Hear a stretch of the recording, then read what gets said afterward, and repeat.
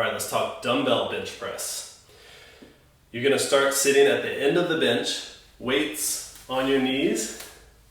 You're going to use your knees to kick them up to your shoulders and then lay down on the bench.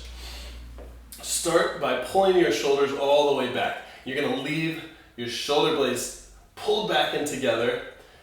Chest is puffed out, and you're gonna leave it like that as you push the weights away from you. So push your feet down into the floor, drive yourself away from the weights, keeping your elbows, I like about 45 degrees. So if I'm pressing directly towards you, should see about 45-degree angle here, 45-degree angle here, pushing yourself away.